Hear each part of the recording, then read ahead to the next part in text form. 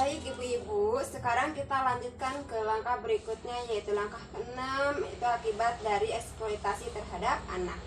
Nah ibu-ibu silakan berdiri semuanya Bu. Iya Bu, sekarang sudah berdiri semuanya Bu. Nah ibu baik, sekarang kita akan bermain cerita bergambar ya Bu ya.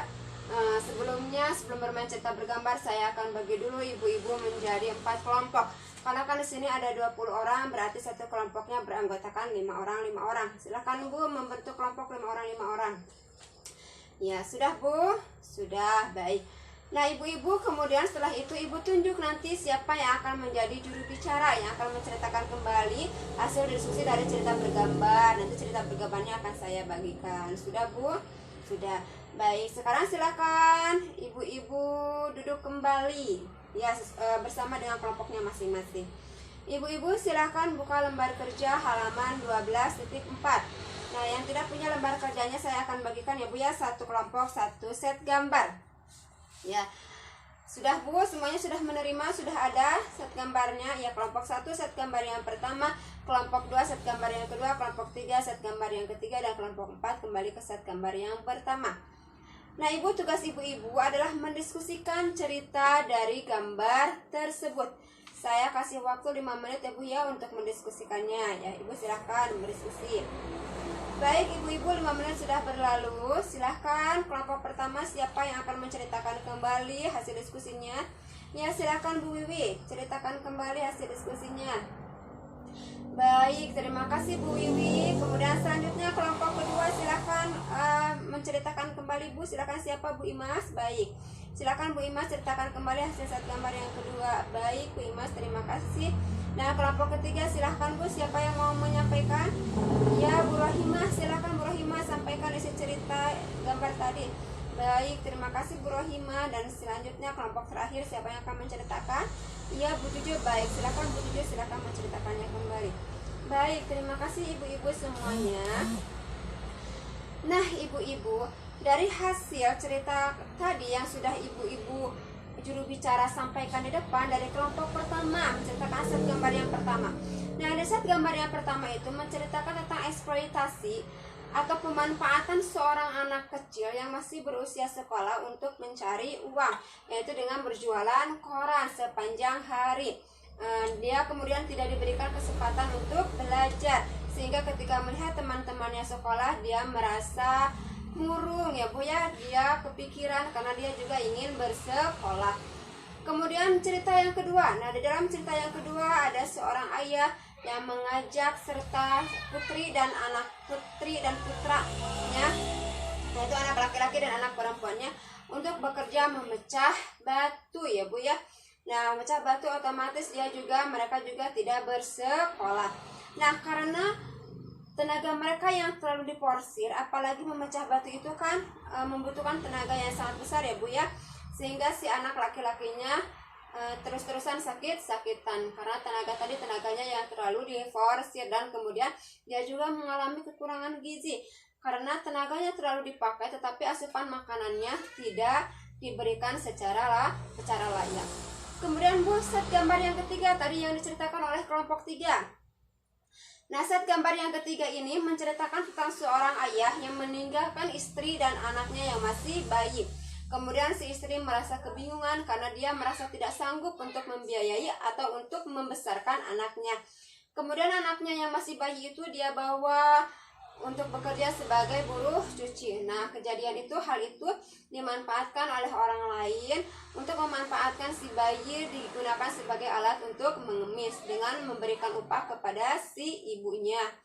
Nah, kemudian sepanjang hari si anak bayi tersebut dijadikan sebagai alat untuk mengemis dari pagi sampai sore hari, sehingga menyebabkan dia terpisah dari keluarganya. Otomatis dia kehilangan kasih sayang dari orang tuanya, terutama dari ibunya.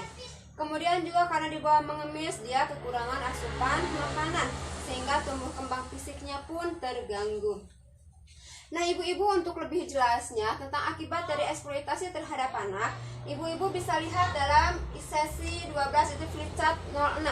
Silahkan ibu-ibu yang di belakang yang kurang jelas kelihatannya boleh maju ke depan ya Bu ya, supaya kelihatan. Baik, sudah terlihat jelas semuanya Bu? Oke. Nah, Ibu, di dalam perencanaan 6 ini di sini ada unsur eksploitasi.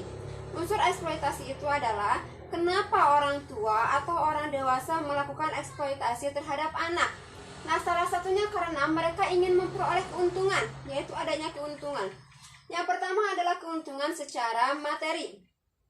Nah, keuntungan secara materi artinya mereka memperoleh keuntungan berupa uang. Contohnya, misalkan dari seorang anak yang dilacurkan, yang dijadikan sebagai pekerja seks komersil ya Bu ya, dijual kepada hidung belang, artinya mereka mendapatkan uang. Kemudian dipekerjakan tadi sebagai penjual koran, sebagai tukang pemecah batu, sebagai pengemis dan sebagainya, sehingga dapat menghasilkan uang untuk keluarganya. Kemudian yang kedua, keuntungan yang kedua yaitu bukan materi. Nah, bukan materi ini yaitu yang memanfaatkan anak mendapatkan status sosial dan kedudukan yang lebih tinggi. Contohnya Bu, seorang anak perempuan yang masih usia anak-anak, misalkan usia 12 tahun, kemudian ditikahkan dengan laki-laki yang berusia 50 tahun. Kenapa dia ditikahkan dengan laki-laki yang berusia 50 tahun? Karena si laki-laki tersebut memiliki harta kekayaan yang melimpah atau memiliki kedudukan yang tinggi, misalnya sebagai seorang pejabat dan sebagainya. Nah, dengan harapan, kedua orang tuanya mempunyai harapan jika si anak tersebut menikah dengan orang kaya tersebut, maka mereka juga bisa mendapatkan kekayaan dari si pria itu, atau dia juga bisa mendapatkan kedudukan dari kedudukan yang dimiliki oleh si suami dari anak perempuannya tadi. Nah, Ibu, itulah unsur dari eksploitasi. Tetapi Bu, yang namanya eksploitasi itu apapun kondisinya itu berakibat buruk atau berakibat negatif terhadap anak. Kita lihat Bu, akibat yang pertama.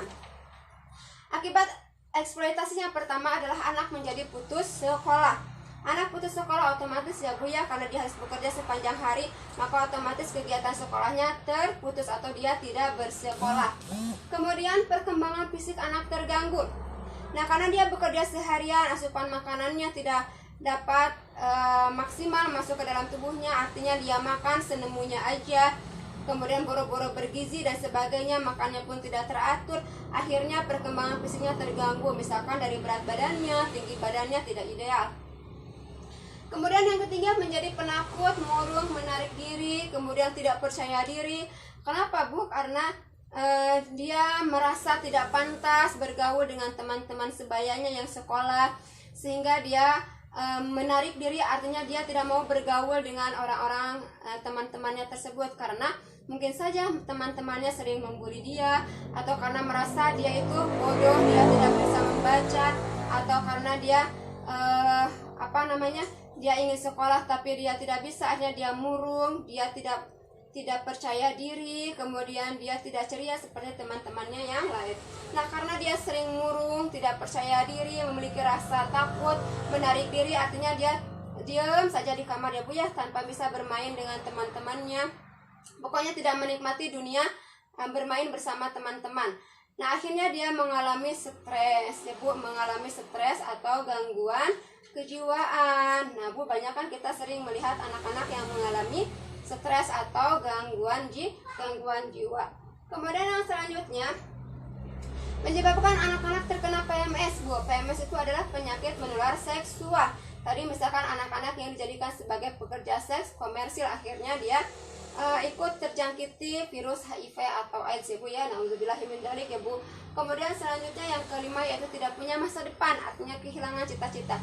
Boro-boro Bu dia mau meraih cita-citanya, kan dia sekolah juga tidak. Padahal mungkin sejak kecil dia bercita-cita melihat seorang polisi, dia ingin menjadi polisi, melihat seorang dokter, dia ingin menjadi dokter. Tetapi karena dia putus sekolah, harus bekerja dan sebagainya, maka dia pun kehilangan cita-citanya, tidak punya cita-cita ya Bu. Kemudian selanjutnya, anak berpotensi mengulang kembali eksploitasi yang dialaminya. Nah Bu, ketika si anak ini yang dieksploitasi oleh orang tuanya sejak dari kecil, kemudian setelah dewasa dia menikah dan memiliki anak, maka dia pun memiliki kemungkinan yang besar untuk melakukan hal yang sama terhadap anaknya. Pasti dia akan merasa, saya juga dulu diperlakukan seperti itu oleh orang tua saya, maka saya pun akan melakukan hal yang sama kepada anak saya. Padahal hal tersebut adalah suatu hal yang salah. Artinya dia memiliki rasa dendam gitu ya, memiliki rasa dendam. Saya juga diperlakukan seperti ini kok, saya bisa hidup kok, nah anak saya juga pasti kok bisa hidup dan sebagainya ya Bu. Kemudian yang selanjutnya, anak dapat terluka atau sakit-sakitan. Ini tadi sudah dijelaskan ya Bu ya. Kemudian anak terpisah dari keluarga. Anak terpisah dari keluarga ya Bu ya. Tadi seorang anak bayi yang dijadikan sebagai pengemis, otomatis dia dipisahkan dari ibunya, berarti dia tidak mendapatkan kasih sayang dari orang tuanya. Itulah Bu akibat dari eksploitasi terhadap anak ya Bu ya. Oleh karena itu maka janganlah sekali-kali kita merenggut hak anak. Hak anak itu ya Bu apa saja?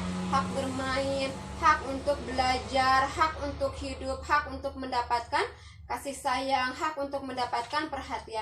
Biarkanlah anak-anak menikmati masa kanak-kanaknya Bu.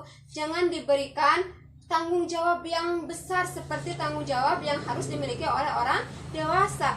Nah, tanggung jawab mencari nafkah itu adalah tanggung jawab orang tua, bukan tanggung jawab seorang anak ya Bu ya. Anak itu kan harusnya menjadi tanggung jawab orang tua, bukan kebalikannya, orang tua menjadi tanggung jawab seorang anak. Kalau di sini kan posisinya anaknya masih kecil ya Bu ya, masih usia sekolah. Maka sekolahkanlah anak-anak kita, didiklah anak-anak kita, rawatlah anak-anak kita dengan baik ya Bu ya, karena anak itu adalah investasi terbesar bagi kedua orang tuanya. Begitu Bu, terima kasih.